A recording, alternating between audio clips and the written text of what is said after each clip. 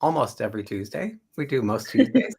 But we just meet. I bring on interesting people that I meet and let you meet them and find out how wonderful they are and all the amazing things they do. And today, this is a guest I met in Laura Belgrave's Shrimp Club. And Frenchie, Yay! welcome. Shrimpers. Thank you. Thank you for We, having me. we Oh, love sorry. Did I Laura, don't say? we? I mean, everybody loves Laura, right? I feel like it's just she's very inspirational. Yeah, I think her humanity makes her so inspirational. yeah. Just watching her actions is amazing. And then she writes her emails and tells I know. stories. It's awesome. Yeah. And I want to buy everything she sells, which is also something that I want to learn from her. I want everyone who reads my emails to want to buy everything I sell. Right. That's what's the beauty of joining these kind of masterminds, I think. You meet Yeah. so many amazing people and you're inspired by the leader. Yes. It's just, I totally agree. I think that especially when you're trying to, be a solopreneur, whatever that means, or kind of mostly going it alone or have a small team, it's really nice to have that thought partnership um, that just kind of supports you and helps you kind of reframe and think about things in all sorts of ways that in your own like echo chamber of your brain you just wouldn't have thought of. yeah. So I like to ask my guests is like, how did you get to this point in your career or business? Like we've all kind of done the corporate thing and we all kind of end up here Yeah. somehow. Yes. Well, I love to answer that. So I used to work in startups. Most recently, I was the head of community at a startup called The Wing, which was a women's co-working space that had grown. I grew it from 4 locations to 11 locations and 3,000 members to 12,000 members. And while I was there, the 2020 was not great for anything that involved physical spaces, as we know. And so I ended up leaving at the end of 2020, and I had really always imagined myself as a founder. And I thought that one day $1 million idea would kind of just like poof. And I would, have VCs knocking at my door to invest in me and blah, blah, blah. After the wing, I felt pretty confident that I didn't ever really want VCs in my world, in my money or my business. Um, because you lose a lot of power, you lose a lot of control, and it just didn't feel good to me. And so then I really was like, well, what can I do that's not capital intensive? And I was like, well, I guess me, right? Like Right. I'm not capital intensive yet. I will be. I'll start to be a drain on my own business when I want to pay myself more and more, but that's a different story. Um, but I really was like, I've been building startups for 10 years now. I've been building startups to, again, no hate to VCs because I think they can be great, but like to help VCs make more money. And really, I would love to find a way to help individual business owners just make more of their own money, right? And not need to bring in investors, but actually feel like they're hitting whatever revenue goals make sense for them and the lives they want to live. And so that's kind of how it started. And truly from one day to the next, I was just like, oh yeah, I'm starting my own business. And, my family people, they were like, what? Like, it Yeah. wasn't like I had a conversation with my husband one day and was like, so I think maybe I should try working for myself. I was like, next, one day the next, I was like, all right, so I'm going to do this thing. And he was like, cool, go for it. I was like, great. That's awesome. Yeah. And most people they're afraid to start their own business. Yeah. Because it is scary, right? I mean, I tend to work with people, who are a couple years in, and so they're past that initial starting phase. But the thing that I see when people are kind of in that initial starting phase is that it's a lot of people treat it as like a cute little side project until it's like, Right. has enough steam for them to call it a business. And it's like, no, you have to treat it like a business from day one. Yeah. Yeah, I learned that when my career ended in 2001, the tech career, I couldn't Yep. find a job, so I had to start a business. Yep. I didn't know what I was doing. I had no idea. Right. But you figured it out. Yeah. And it's been, ups and downs. And then 2008 hit and we started over again. And, we've been through this roller coaster. But I Yeah, work with for so many sure. people, like you said, they don't treat it as a business. I say, well, how much money do you spend on marketing? Like, I don't have any money to spend on marketing. Right. Exactly. Exactly. Yeah. Well, the thing that's really interesting about that is like I talk a lot about, being really revenue and profit focused, right? And I feel really strongly about that.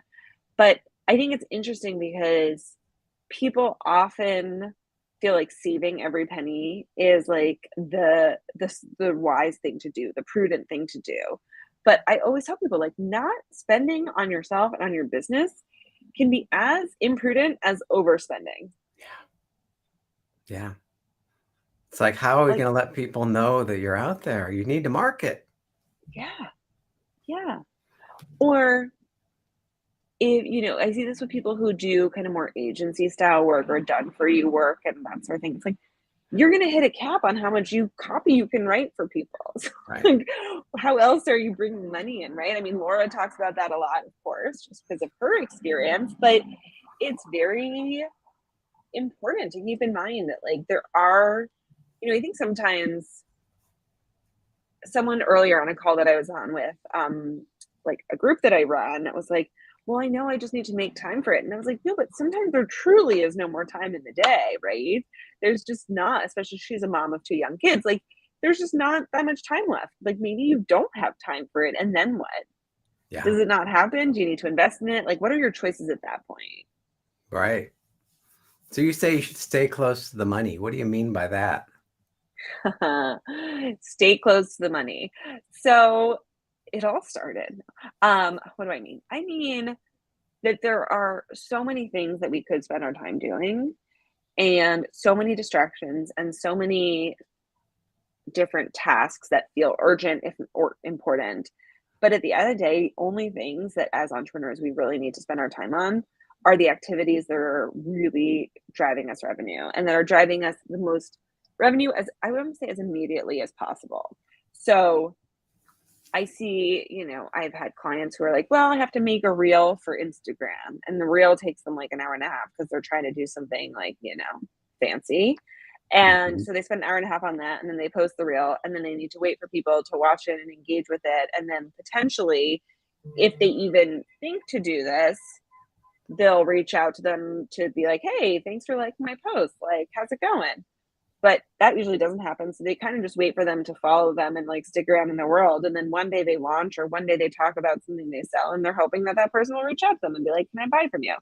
I just stress myself out, like, going through that whole thing, right? Or you Yeah. can connect with people on LinkedIn, in mastermind groups, on Instagram, like, wherever, and actually just get in there faster, right? Try to book a call with people at the outset. Focus on creating content that is about what you sell, not just content that is going to perform well.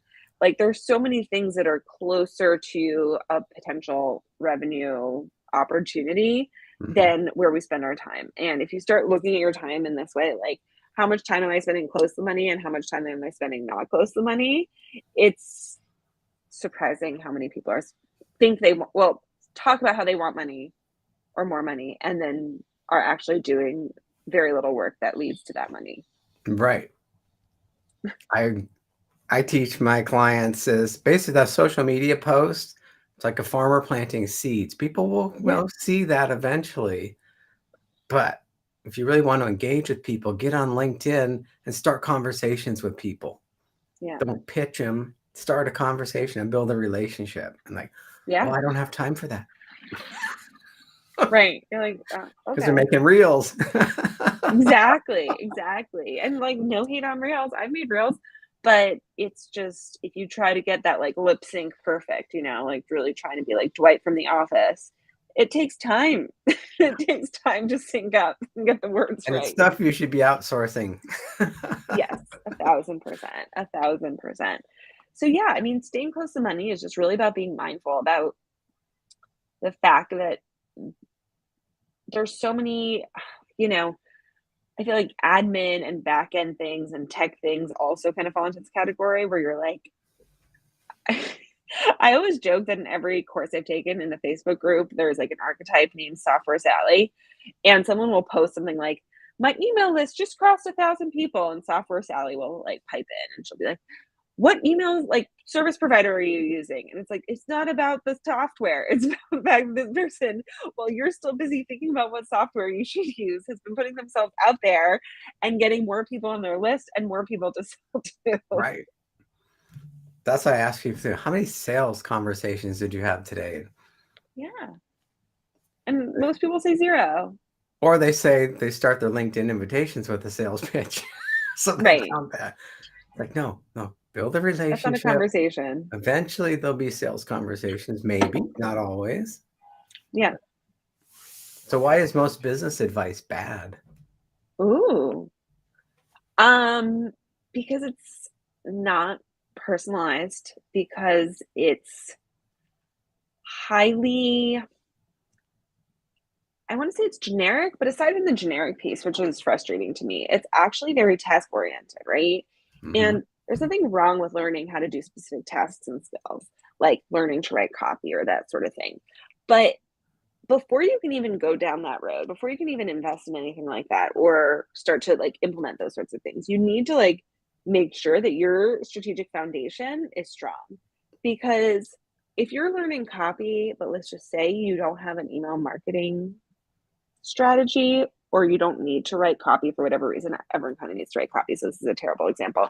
But like the point is like, doesn't really matter to you, and it's just taking up your time, your money, and your energy for something that's not really driving your business forward.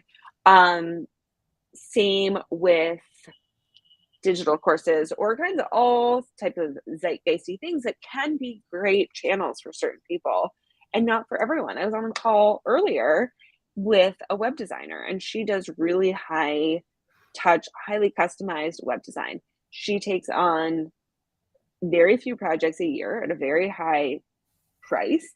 And Yeah. that's how she runs her business. And she's like feeling kind of guilty that she doesn't have, some sort of like $80 course. I'm like, you would not be satisfied with what an $80 course could deliver, right? It has nothing to do with your business. So don't focus your time and energy on that. But I think that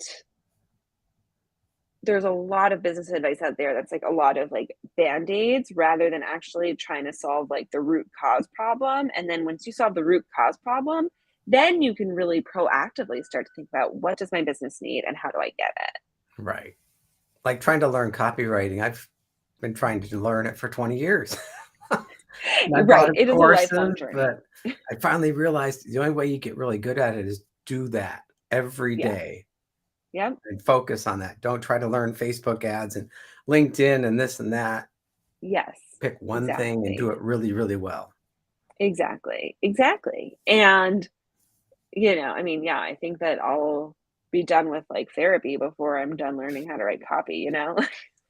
Right. It's like both probably forever.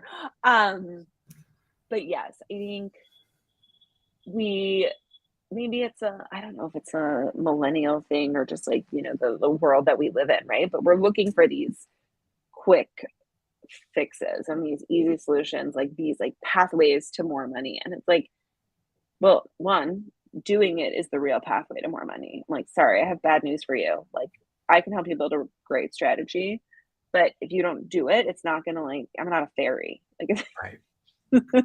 Don't it's not buy gonna a just bunch suddenly of other materialize. consultants. Don't pick 10 consultants teaching you things and then take a little bit of this and a little bit of that. Exactly, exactly. And like you said, right, these are the foundations that obviously when you first started, you had to learn, right, in 2001. But I'm sure in 2008, when you started again, you had so much more skill in building the foundations and kind of getting to that next level. And so these are the kinds of skills that if you learn, the sooner you learn them, the more they can carry you for a longer period of time. Whereas like reels are going to go out of style. Right. It's about getting your message in front of the right people with the right traffic method. Yep, Yeah. And yep, the traffic methods are changing every second. So, yep, exactly, like TikTok, it exactly. may be gone in the next couple weeks. I know, I know. I'm not active on TikTok, but I do enjoy scrolling TikTok. I do find the content much more engaging than Instagram, which I find interesting. But Yeah. I think it's because it's like so it's a like, I think it's a lot more storytelling. That's what I found. It's like, it's a lot more just people on camera sharing, at least the stuff that gets served to me from the So why algorithm. aren't you using it for your business? One, because it might be gone any day now. Also because something about it has always felt a little bit weird to me. I prefer to be a lurker on TikTok. And most of the content that I enjoy on TikTok is actually more personal storytelling. Like it's like people who are on like life journeys that are kind of doing like memoir style things Right. that I find intriguing. It's like reality TV. At least that's what I get. Yeah. No, it's very different. Yeah, Same people are on totally. different platforms, but they act differently on each one too. That I know. amazes me.